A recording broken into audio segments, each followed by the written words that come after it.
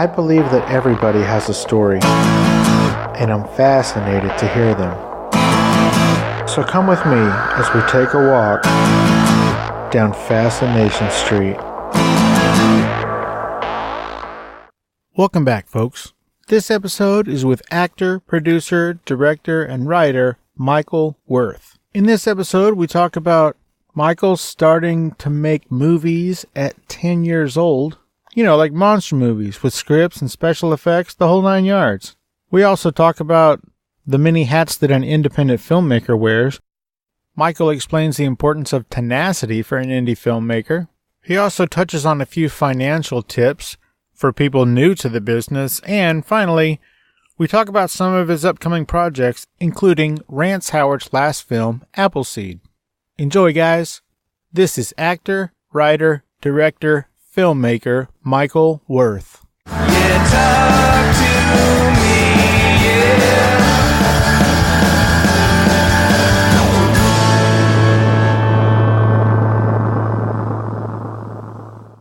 Welcome to Fascination Street, Michael Worth. How are you doing today, man? I am doing good, my friend. Thanks for having me. It is honestly my pleasure. Where are you from? I was born in Philadelphia, but I had kind of spent my formative years in Berkeley. I moved there when I was pretty young, so the Bay Area. And I would say that was definitely where all my influences and work ethic and, interest in life came from when I was growing up there. So that's usually home for me. Oh, sweet. How long were you there? Well, from 6 till 18, and then 18, man, as soon as I got out of high school. Actually, I graduated a year early, so I went down to LA when I was 17, and just because I wanted to come down and make movies. So I just packed up and moved down in my truck. I was living in my truck for 6 months with my dog and just trying to find work and look for an apartment eventually. So that's how the whole trip began. What was your dog's name? Thrasher. That's an awesome name, man. Yeah, Thrasher the dog. Yeah, she's the best. Now, you said she's the best. Do you still have her? No. She passed away. She actually passed away. It's funny when I think about it. I was doing a movie called U.S. SEALs 2, and I was in Bulgaria. And it was really sad because I'd had that dog for 16 years or more, actually, at that point. She got to be a good old age, but she passed away while I was gone. I was there shooting for about 3 weeks. So it was always such a, I remember the next day I had to shoot a scene in the movie where I was upset. Like somebody had just, my sensei had just died, I remember. And I was still so traumatized by my dog that I just kind of let it all roll out of me when I was shooting. I was like, okay, well, I'm going to use this. So, but she's been gone for a while. Well, I'm sorry to hear that, but... Well, that's part of the life cycle, it's all good. Yeah, we just lost our dog about 2 months ago, I guess, after, 12 years. Oh, yeah.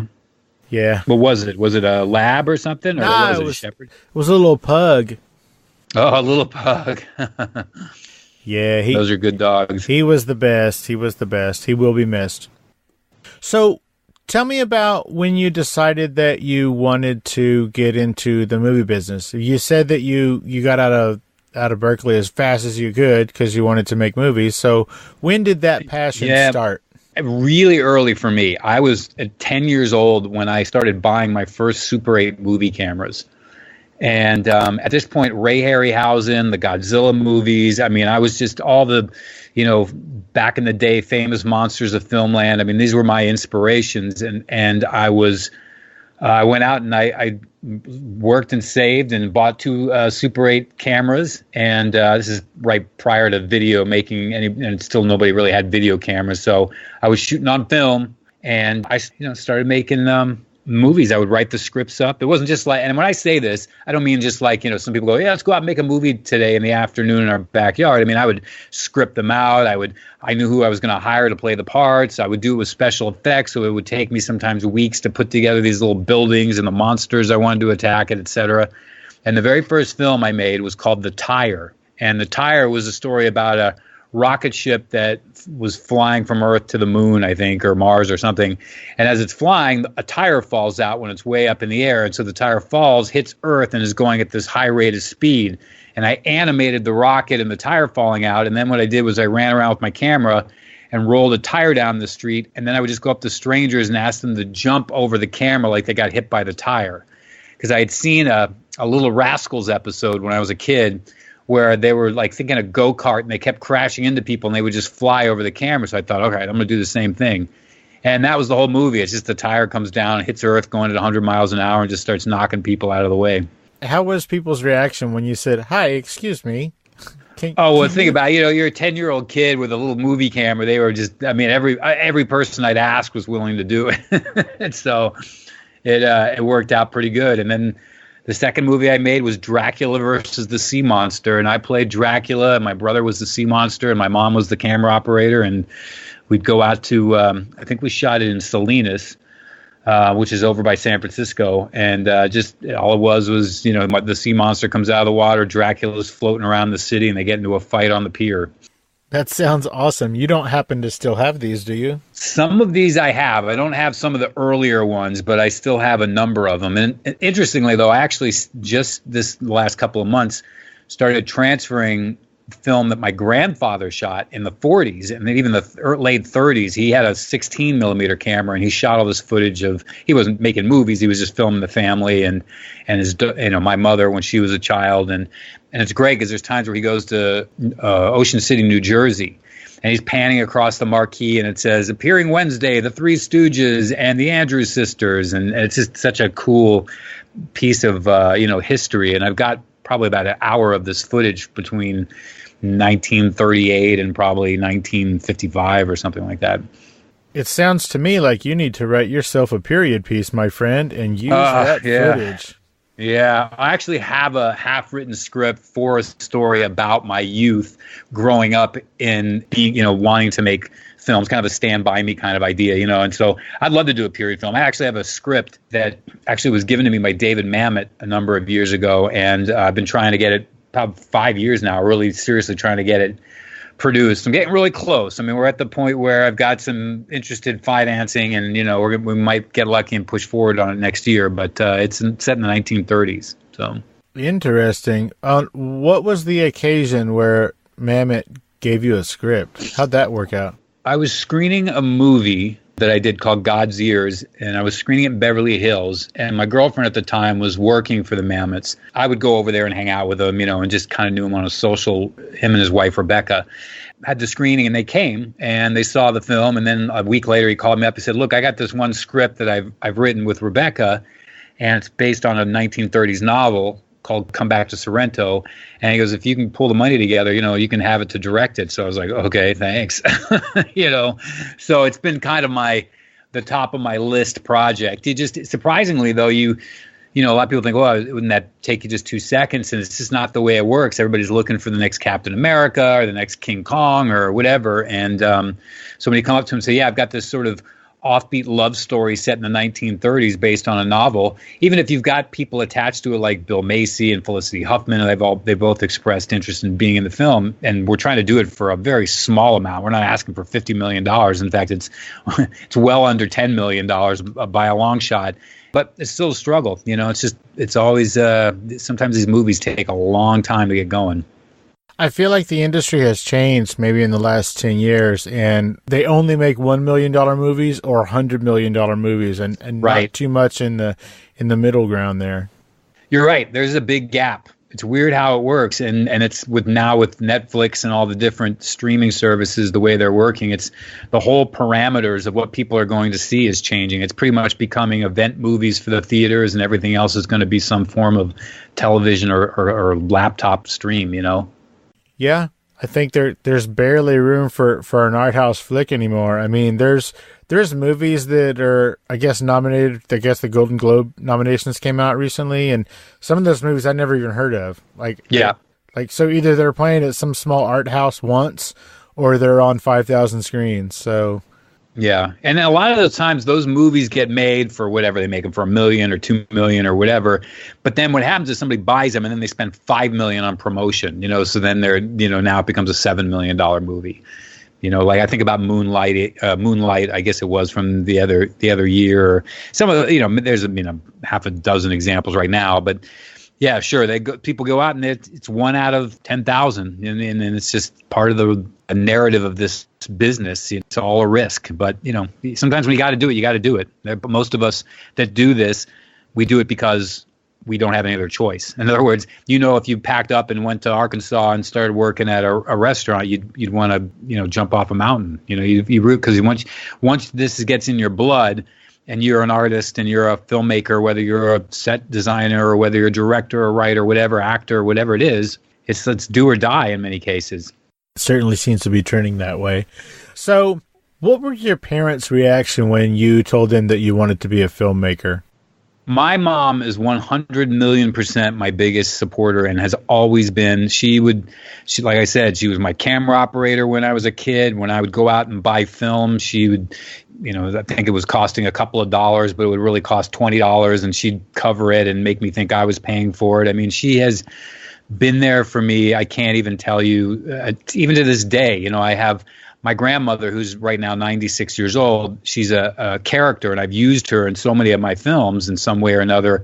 And my mom is always the one to take her out and bring her out. If we got to travel her to location, she's always the one caring for her. She's just always been number one. So when I said that's what I wanted to do, I don't think, there was never the be a doctor or a lawyer speech ever once in my, I don't know if later now she's going, God, I wish I told him to be a doctor or a lawyer, but she's been my biggest fan for sure. And like I said, I went on through high school making these films, and they got bigger and more intricate. I did a film called The Toad Warriors, which is a takeoff on Road Warriors, with this character named Toad, we did a trilogy of films. He was an Enter the Toad, then Fist of the Toad, and then The Toad Warriors. So, and they were getting more and more pronounced, and I was entering them into film festivals. And so by the time I came down to LA, I had at least a small, tiny idea of how to make films. But of course, once you get out here and you deal with the business aspect of it, it's a whole other monster that I still to this day am trying to wrap my head around. So did you go to school? Did you go to film school?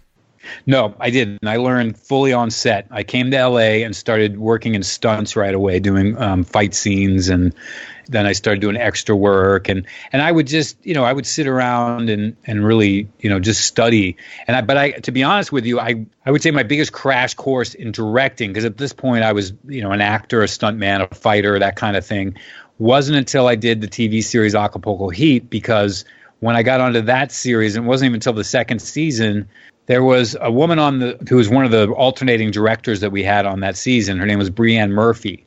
And Brianne Murphy, if you look her up, she's the first woman to be inducted into the ASC, the Cinematographers Union. She's been involved in the designing of the car mount.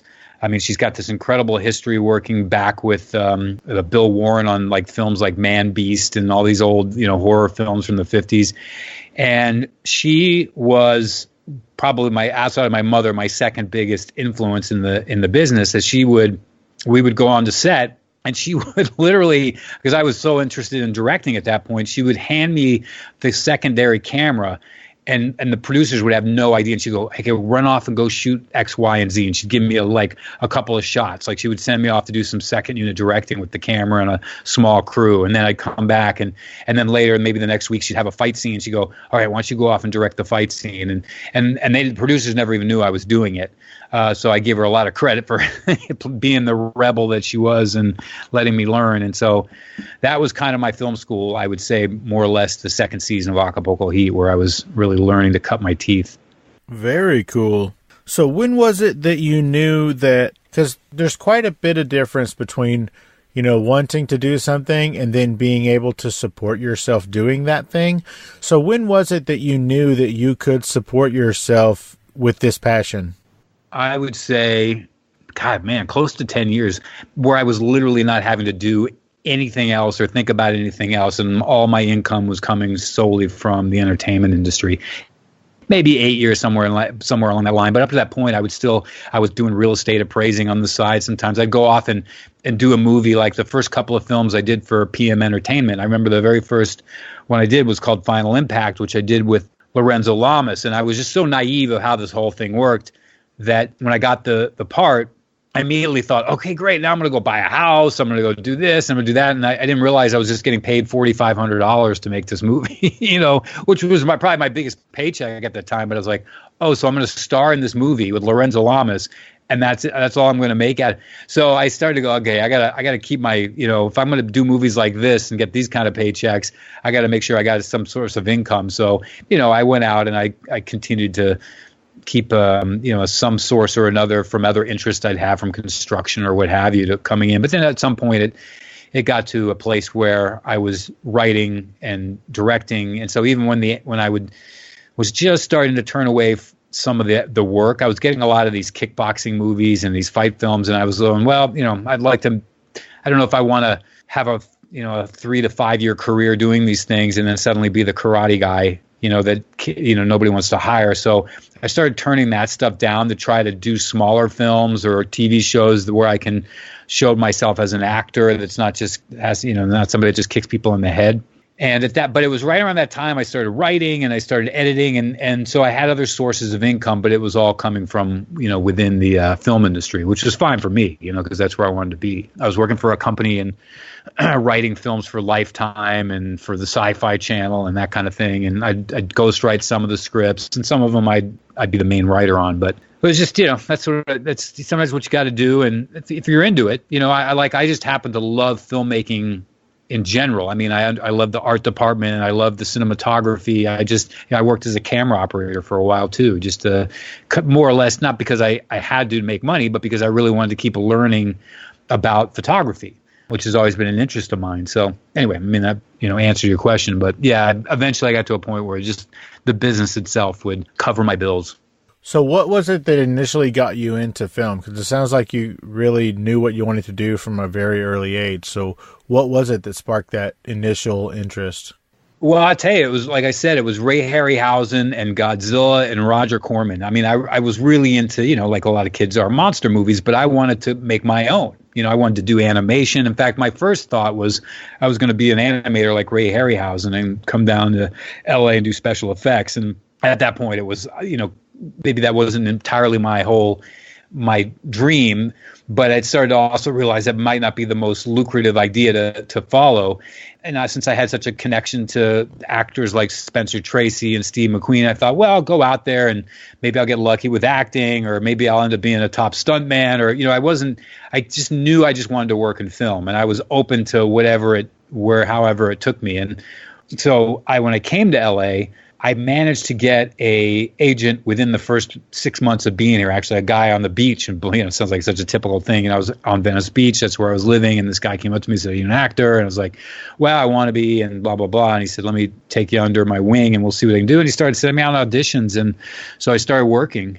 And so I just, for the next, 8 to 10 years, acting was the main focus for me. I was trying to build my name up. And then I just started to get a little bit, I mean, to this day, I still love acting and I still do it all the time. But I just was like, I'm kind of reminding myself as a kid, as that 10-year-old, I wanted to get behind the camera. I wanted to compose shots and work with the lighting and stage the actors and write the scripts. And so when I was doing, like I said, a lot of these martial arts films, To Be the Best, Street Crimes, I was doing Acapulco Heat. I wasn't being pulled into a certain part of the business because I had to go there. I was just starting to go, listen, I want to start broadening my artistic expression here. And because as an actor, look, to be honest with you, you show up on set, you know your lines, and then you hope you just give a honest performance. And I think that's great. I think there's art to that. I think there's strategy to that. But for me, it wasn't as fulfilling to walk away from a film going, yeah, I did a good performance.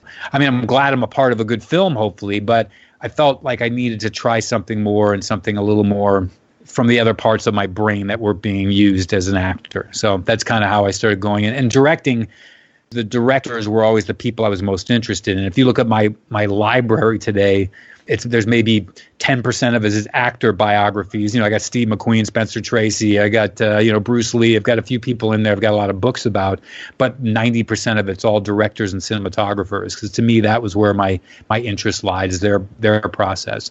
Now, how did you get into martial arts? It sounds like you did that for a bit. That was my two loves coming down to Los Angeles was definitely filmmaking and martial arts. I'd started studying martial arts when I was 12 or 13. I started a kung fu style called Shaolin, Northern Shaolin Kung Fu.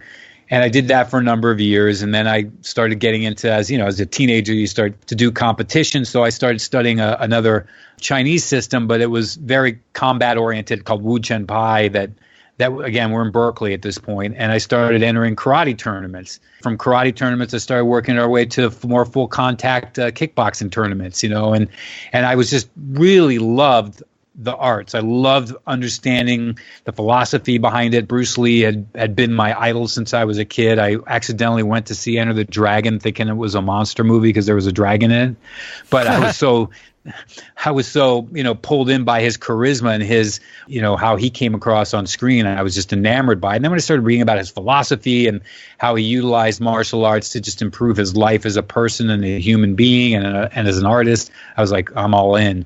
So when I came to LA, one of the first things I did was looked up his students and the people he worked with, like Dan Inosanto and Jerry Poteet and a number of these people that had studied with Bruce Lee, and that's where I started my martial arts down here in LA.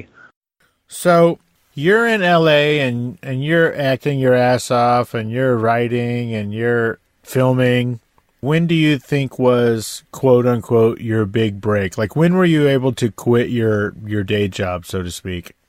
I always say it's probably when I did Acapulco Heat, because once you get kind of a TV series under your belt, there are a number of TV show examples of the past, hugely successful shows, and I don't want to necessarily name them, but that did really well for themselves. And then once the show was over, they all ended up, working at, Burger King or something. So being on a show in itself isn't necessarily going to make you famous or set you up unless you put your money away. But because of that momentum, I think it really helped push me into just studying my craft to the point where I just worked harder. I just kept, knocking on doors more. It was the tenacity, I think, that I learned from that I think is what really helped. Not that I all of a sudden had a name and was being called every second, or because I got so talented. It was just, I just think I learned to just work harder at it. I think that a recent example would be Jeffrey Owens. I think he was in the news a few months ago. He was... Oh, right. Trader Joe's, right? Yeah. Yeah. From the Cosby Show.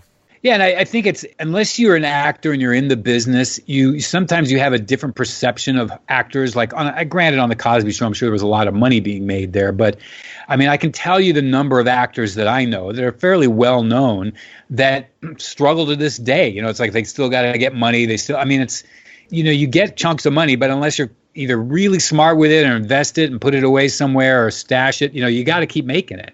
It's a job like anything else. So I give that guy a lot of credit. And for all we know, I mean, it strikes us as like, oh God, that's terrible what happened to him. But it's just doing what everybody else does. You know what I mean? It's just, we're all just working, and whether we're working in front of the camera or behind the counter. And I mean, that, to me, the fact that he did that, I loved it. I love the fact that he just wanted to go out there and work, I mean, I admit there are times where, when I was doing this, where you're like, oh, I shouldn't do something else. I shouldn't go work at Home Depot, or I shouldn't go, try and be a real estate appraiser or something. And I was like, why? I mean, I don't want to get caught up in this thing. I'm just, I love making movies.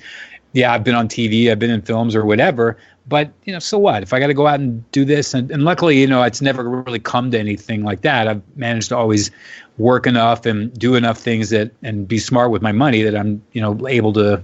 I'm not retiring like Tom Cruise or anything, but I'm doing fine. Well, I think that, like you said, if you're not in the business, like I would have thought that Jeffrey Owens was set for life from the Cosby Show.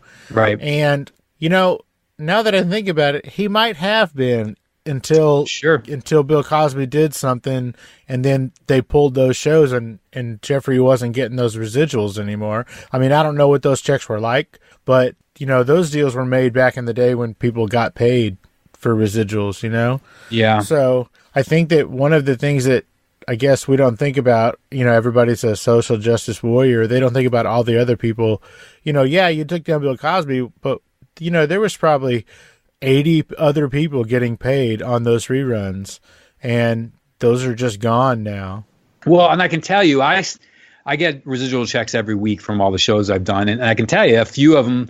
Every week you're going to get one that's like 8 cents, for some episode of CSI I did or something like that, and then another time it might pop in, it's a few $100 or something, but they always diminish over time. They're not the.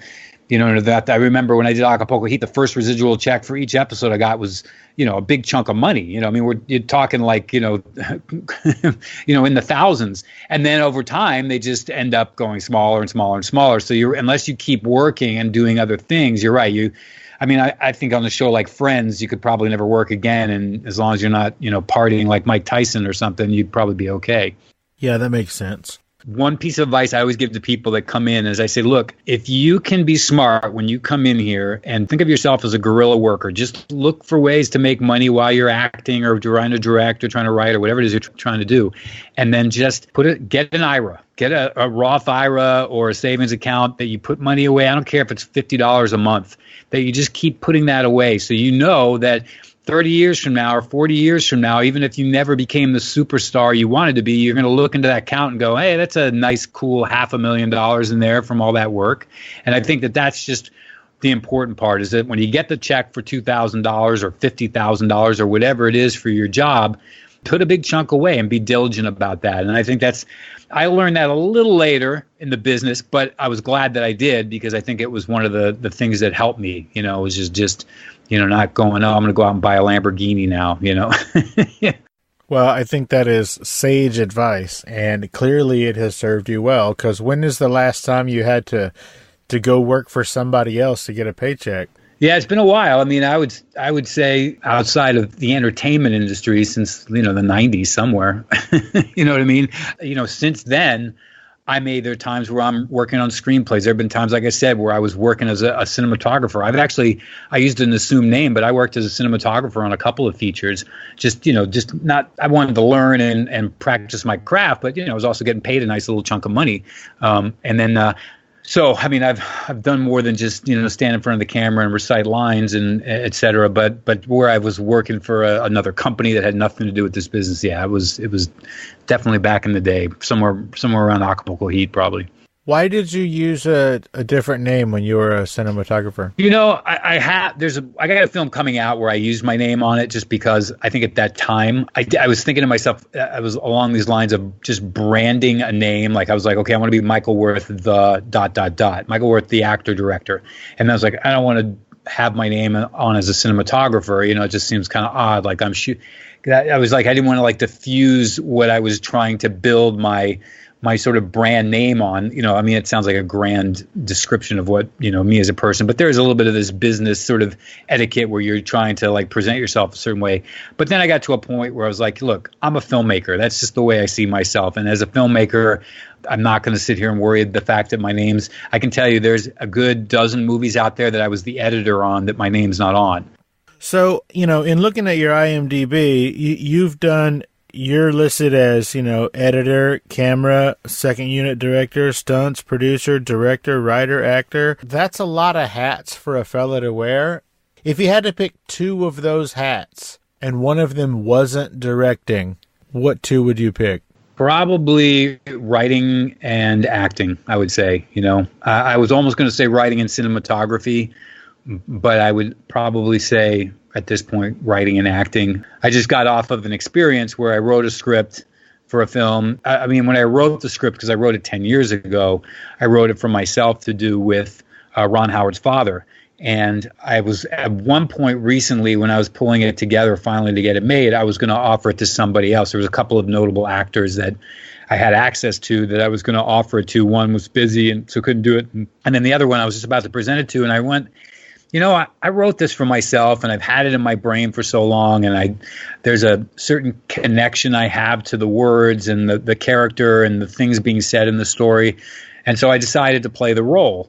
And so I realized at that moment doing that film, I said, yeah, I still have these times whereas I want to as an actor. Like I've got a couple action films coming up that I'm doing that I'm not going to turn around and give it to somebody else to do. This is going to be something that I want to do. So I would say those two, writing and acting, out of that group, if I was my choice. Okay, so you brought it up. So let's talk about that film that you were just talking about with Ron and Clint Howard's dad, Rance Howard. And that film was called Appleseed. Can you tell us a little bit about that movie? Sure. When I was shooting a film back in 2006, I think it was, with Rance for the Sci-Fi Channel, I had written it and was acting in it. Steve Monroe did I Spit on Your Grave. He was directing it. It was a Sasquatch movie. And I was on set working with Rance, and I just realized here's a guy that's been in this business for, at that point, I don't know, 60 years or whatever it was at that point, maybe 50, 60 years, where he'd been like working as an actor since he was in his teens, I think. But I just thought, he's never had a really strong leading role. And I just, that part of me, that compassion of like, I'd love to do something with him and see that happen. Like I looked at him, I think in some ways I was thinking of myself. I was thinking, what if that's me, 40 years from now? I'm like that guy in my 70s or 80s or whatever. And I'm, I'm stringing along, but I just never had that, great part. So I ended up writing this script called Appleseed. And I can tell you for 10 years, I tried to get the script made. I mean, like we were talking earlier about how tough it is sometimes.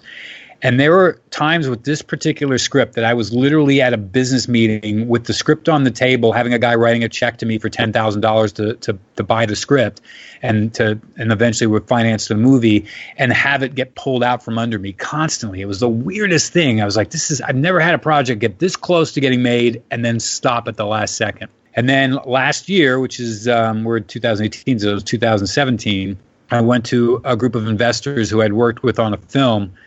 And I said, look, I got this project. And they read it. And 3 days later, they called me up and they said, let's do it. And I was like, are you sure? Are you sure? Are you sure? Because of all my experience with it. And they were like, yeah, let's push ahead. So, I went out and told Rance and we put it together. And I think we were shooting within, I want to say 7 to 8 weeks. I mean, we pretty much got going within 2 months. And went out and shot the film in Arizona, all through Arizona and Vermont. Went out to Vermont. And it's a road trip film, a story about a guy that I played named Prince McCoy, who's down and out and despondent. His dad's just passed away. His girlfriend's just left him. He's out of money, and he decides he's so upset with the bank that was holding a loan on their home. It's his hometown bank, which, he grew up at going to this bank, that he's going to go back home, back in this town called Appleseed, and rob the bank.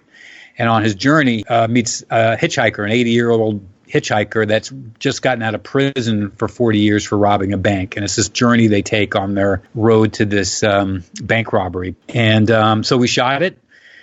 We wrapped in September, I guess it was, October. I think it was the beginning of October 2017. And Rance passed away 3 weeks later. Okay, so let's assume that is Rance Howard's last film.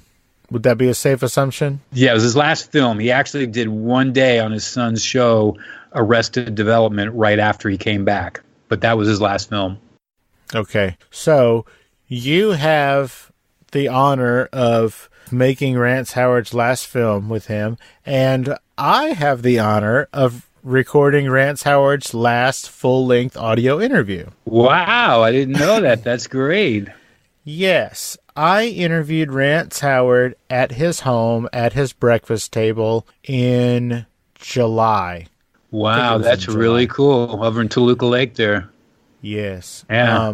So, I'm kind of friends with Clint, and I flew in and I had interviewed Clint and a few other people while I was in LA I was there for, I don't know, 4 or 5 days or something. And Clint suggested that I interview Rance, which I was all on board. And at the time, Rance I think he was in Connecticut visiting. Oh, yeah, I remember that. Probably visiting Ron. Yeah, it was Ron. And so he flew in, and it was a really tight schedule because I was leaving like on a Monday and he was coming in on a Sunday or whatever. But he took the time and made it work. And it was one of my greatest joys ever was sitting with that man, listening to him tell his stories. It was just phenomenal. So all of that being said, I met you at Rance's memorial service, and you were kind as all could be, but you got up and spoke, and what was said there was private, and it's going to stay that way, but it was very, very sweet and very kind, and it was obvious that you cared a lot for him. And you told a story. I don't know if you remember it, but I can help you if you don't. But you told a story about filming Appleseed with him that cracked up what must have been 125 people. And it was a really, really sweet story, and I was wondering if you could tell it. Was it the one at the fence post we were talking about? Yes. Yeah. Yeah, it was that one. I loved it. First off, that's great you were there. I didn't even realize that. Yeah, that was a very nice that was a nice service, you know. I mean, that was it was really, really, really touching service that day. I remember that.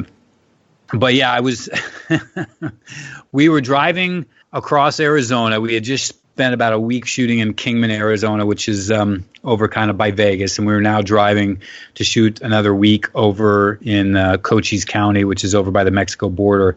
So I was, in the sort of best guerrilla approach to filmmaking that I learned from reading every book on, Cassavetes and Scorsese and Corman and the rest of them.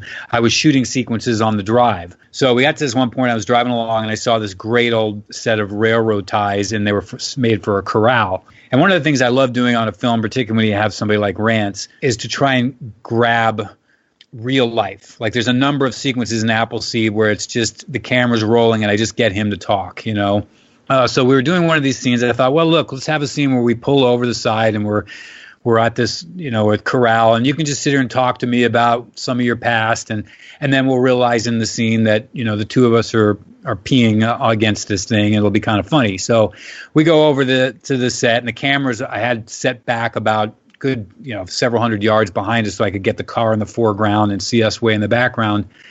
So here Rance and I are just miles is an exaggeration, obviously, from, hundreds of yards from the camera. We're like these little specks in this wide shot. And we're all mic'd at this point because I wanted to pick up the dialogue. And so our back's to the camera, and we're sitting there, and we're pretending to be peeing against the thing. And we're rolling, and I'm talking with Rance. And all of a sudden I turned over and I looked at him, and I realized he had really pulled his his junk out of his pants and was sitting there holding it. And I just realized, I was like, Rance is a full-on method actor.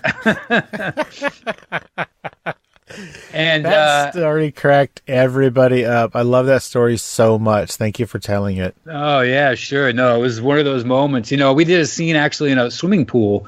He's supposed to go skinny dipping in this pool in this motel, and I just kept shooting him. I was like, all right, pull your shorts down a little bit more, Rance. We can kind of see the top. Pull it down a little bit more. He finally went, Michael, just to hell with this. And here he is in this motel swimming pool, that people are walking around, and he just pulled his pants right off and just did it naked. It was hilarious.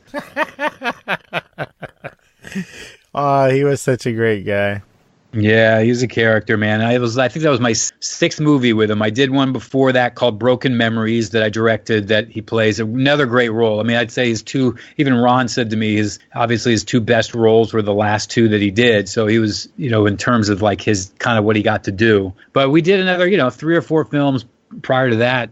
I did one that's a really hard film to find. It was the very first thing I ever did. We shot it on 16 millimeter. I was really cutting my teeth on this film, and he played an assassin in it. Like he's like this assassin. It was hilarious. But yeah, he was great. He was one of those people I'll remember to the moment I go. Yeah, indeed. Tell me about Broken Memories.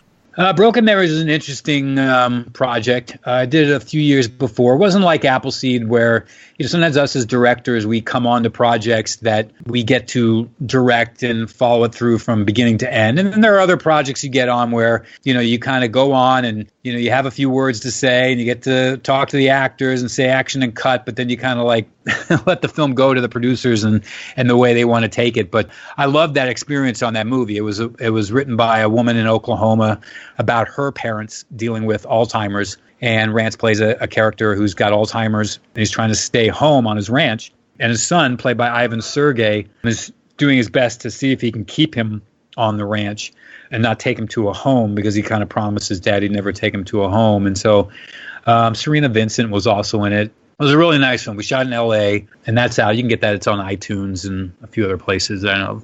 Now, is that the film that had its premiere a couple of days before Rance passed and Rance was too ill to make it? Yeah, it was more than a few days before, but I think pretty sure it was more than a few days, but maybe you're right. It wasn't that far off. But yeah, that was it. That was the one. Oh, okay. That is unfortunate. But I remember hearing about Appleseed and Broken Memories at the same time. Yeah. As a side note, Kirk Boville was in that movie, and I'm going to be interviewing him at the first of the year. Oh, good. Yeah, Kirk's a great guy. I'd look at him again. He played the sheriff in that film, and he's a hardworking guy, but he's great. Yeah, I had the opportunity to interview his wife, I guess maybe 2 months back or so. She is a lovely lady also, so I'm looking forward to talking to him. Hey, streetwalkers. Well, you're not literally streetwalkers. But now that I've got your attention, I am Stephen O'Reilly, and I have a podcast called the Bar Star Podcast. And since you're listening to the Fascination Street podcast, I think you should check out my show. It's just as interesting without all the famous people, because Steve has connections that I just do not have. But if you dig podcasts about music, working musicians, and other random shit that I decided to talk about, based around music, of course, because that's what I do. I'm a working musician for the past 30 years, then you need to check out the Bar Star Podcast. You can get it wherever you get your podcast, on any platform, and make sure you check out barstarpodcast.com. Now back to the one and only Steve Owens and whatever the hell he was talking about. So tell me what it was like to work with Adrienne Barbeau. She's as good as you want her to be. I mean, her and I have done... It's really interesting because the very first film I did with Adrienne Barbeau was the first film I did with Rance Howard. It was called Ghost Rock, and we shot it in Arizona. The director of that was a guy named Dustin Reichert, and the lead actress in it, her name was Jen Yolano.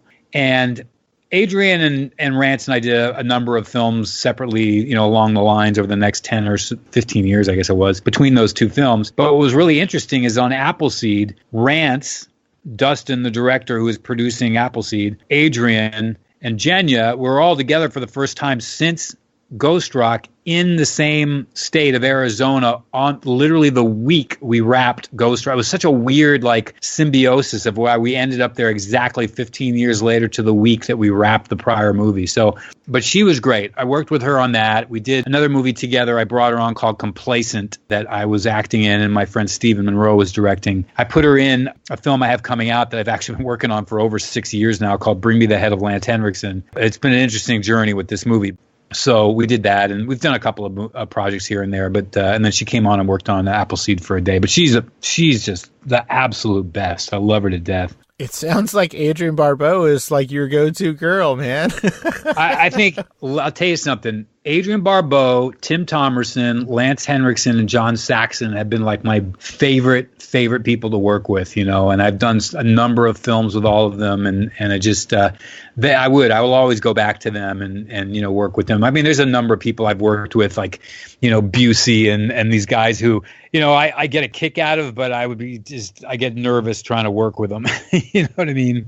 Well, when I saw her name in the cast of Appleseed, I freaked out. I mean, that lady is a legend. Yeah. The fact that I had her, Robbie Benson, Clint Howard, Rance Howard, all working on that same film, I was like, I was in heaven. Yeah, that was really cool. I guess Robbie was there at the memorial as well. I guess he was a neighbor, like he lived across the street or something. Yeah, I didn't know that. When I hired Robbie, I just hired him because of Ode to Billy Joe is like one of my favorite movies. And when I brought him on, I had no idea that those guys lived. I mean, like not just across the street in the sort of a general sense, like literally across the street. You could hit each other's house with a rock. Literally, when they were growing up, when they were already, adults at the time, but Robbie was, they were in their 20s or whatever, him and Ron and Clint. And so, it was hilarious, man. Pretty crazy. So, Michael, as we're winding down, first of all, I want to thank you so much for all of your time. I really appreciate you helping me make this happen. As we're winding down, can you talk about some of the movies that will be coming out next year and maybe some of the movies that are, I guess, maybe about to be or currently in festivals? Absolutely, I can tell you. Well, we're Appleseed right now. We've got submitted to a number of festivals. We haven't been accepted into yet, so we haven't announced anything yet. We've got a couple. Looks like likely we'll be in. So I had just screened it for Ron and his family, and Bryce and Clint and Adrian and Michael Gross and a number of people, friends, family, cast, and crew. It was Michael Gross. Yes, Michael Gross was there. From Family Ties? Yeah, from Family Ties. Michael and I did a short film together. You should look it up, called Our Father, where he plays my father who's got Alzheimer's. And it's a short, so it's only like 20 minutes long, but it's a really powerful piece of filmmaking. And look it up. But anyways, he came to the screening, but it was a screening kind of a rough cut of the film. And so I'm doing a little bit of work on it right now. We're chopping it down another maybe 10 minutes or so. And then we'll do the festivals with Appleseed. But, I mean, I actually have 4 other films that were shot before Appleseed that are all wrapping up right now in different states of post-production. Like, a lot of people don't get that you do these really small films, some of these indie films that we did. They sometimes, because of the money, they take forever to finish, because you're not like paying big bucks for somebody to crank through it. You're doing favors, you're rolling it on top of other productions. Sometimes you got to go back and reshoot stuff. So that being said, we've got that coming out, Appleseed, which we'll be doing festivals. Another film called The Butterfly Guard, which I've been working on for the last couple of years, which is kind of equated to The Wrestler, the Mickey Rourke movie, but it's about MMA fighters. So it's not a film like No Retreat, No Surrender or something, where you got all these big fight scenes. It's actually less about the fighting and more about the fighters themselves and what they go through in their course of trying to do a fight. Kind of like it's very independent, shot in Thailand. We shot it in Los Angeles, but it's got a cool vibe to it, but real low-key MMA film. I'm very proud of it, though, so I'm excited to get that out. Then I have a film that's out right now. You can see it on iTunes. It's called Seeking Dolly Parton. It's a little sort of Woody Allen-esque kind of romantic comedy between these 2 lesbian characters who want to have a baby. And I wrote it, directed it, and I acted in it with Casey Clark and Anya Monzakova, who are the 2 leads. That film is out on iTunes, but we've shot the sequel already, and that'll be coming out next year too. It's called The Sugar Moon Tribe. So, I mean, those are the 3 main ones I've got coming out. That, and then, of course, which we already talked about, Bring Me the Head of Lance Henriksen, which is this, I don't know if you've seen Curb Your Enthusiasm. It's, a very improvisational film where the actors had no idea going into each sequence what was going to happen, because I wanted it all to reflect reality for these people, because they were all playing themselves. Robert Patrick's in it, Tim Witherspoon, Tim Thomerson, Lance Henriksen, Adrian Barbeau. It's got a great group of people. We did it, like I said, we started shooting it 6 years ago, so it's been in post this whole time, but I think it'll be really worth the wait, because it's a bizarre, funny little film, and I'm excited to get that one out. I also worked as a producer and camera operator a couple of times on a documentary that's coming out next year on the sort of Bruce Lee exploitation films that were made mid to late 70s. And we went to Hong Kong and Taiwan and Korea and Kentucky, and we shot it all over the place. It's another company that's doing it. I just was brought on to help produce and hook them up with the different interviewers and interviewees, And so that'll be coming out too, which is a cool project. What's that called? I want to say, don't quote me on this, it's something like My Name Is Not Bruce, I think, or something like that. And it's really about these number of actors and filmmakers that would come out and try to capitalize on Bruce Lee's name and on his, his film popularity, et cetera, and how they just sort of created this own genre. And via extension of that, we talk a lot about how these films, a lot of these cheapy kung fu movies that in many cases have actors or directors or cinematographers or what have you that went on to do much bigger and important films. Many of these smaller films are falling apart, and they're just getting lost because they never took care of their films. Like they'd shoot these films not expecting home video, and they would there's a process where you shoot a film, you have a negative. Then from that negative, you create something that's called an inner positive or an inner negative, that from that secondary piece of film, you make all your copies from. Well, they didn't bother to do that. So they would just take the original negative and just keep burning copies off, making prints off that original negative. So many of the original negatives of these films are just wasted and gone. And we found that it's literally these illegal film collectors that would have prints of these films that we managed to pull some up and try and restore. And we're going to release a whole bunch of these movies on Blu-ray, et cetera, and special editions next year. So sort of a side project for me outside of what I do, just because I had an interest in not just Bruce Lee, but just in the film industry in Hong Kong, which I find very interesting and has taught me, in a sense, some of the filming ethic that I use today and how to shoot low budget films. Because that's, a lot of, like, they were working under such restrained conditions and low money that, they had all these interesting ways that they would make movies to get by. So I sometimes apply some of that theory to what I do here in America when we're making movies. Very cool. Do you have a production company? Yeah, Grizzly Peak Films is the name of my production company. Oh, okay, cool. Michael, are you on social media? Yeah, you can find me. I find myself not participating in it as much, but when something important comes up, whether it's a film or something's coming out, or you'll definitely hear from me. So I'm floating around on Facebook, definitely on Instagram, and on Twitter as well. So all the big three, anyway. Cool. Everybody scroll down to the show notes and you'll see all of his social media tags there. Be sure and reach out and tell him you heard this episode and you're interested in what he's doing. Michael, before I let you go, is there anything that we didn't talk about that you wanted to talk about? No, I think you did a great job. I mean, I never know sure what people listen to your show want to hear per se, but for me, I'm at a place, especially in my life, where it's very interesting for me to talk about the journey and what I've learned from it, and where I'm going with it, and hopefully this next couple of decades are going to be some even the best stuff that I've done. Like in some cases, I'm going back to the beginning and sort of reigniting the fire that I had as a kid that maybe I pursuing quite the way I am now the last 10 years or so. I love film. I love making it. I love being involved with it. And it's just great to have things like your podcast to get a chance to interact with people. And, I'm always out there for answering questions. So throw them at me. Well, I appreciate that, Michael. Thank you so much. Thank you again, Michael. I really appreciate it. All of your time, all of your glorious information and the knowledge that you share with my people. Thank you so much, man. It was a pleasure to get to know you. All right, buddy. I appreciate it, man. Thanks for your time. All righty. You take it easy. You too. Bye-bye. Bye. Hey guys, this is Steve Owens from Fascination Street Podcast here with a very important message. I'm awesome. I bet you thought I was going to say something else, but nope. What's important here is that I am awesome. I started this show because I truly believe that everybody has a story, and I'm fascinated to hear those stories. In the short time I've been doing this show, I've interviewed actors, directors, writers, inventors, podcasters, musicians, pro athletes, Olympic athletes, actual war heroes, even a Bond girl and a luthier, whatever the hell that is, and of course, regular people. From people who wanted to be stars but never gave it a real try, to big company CEOs and people who got to meet their favorite president. I love getting to meet and speak with people who have a story to tell. I feel like everyone does, and it's my job to get them to tell it. You never know who my next guest will be. An Academy Award-winning actor, a platinum-selling musician, or your own mother-in-law. But one thing is for certain, you will be fascinated by their story.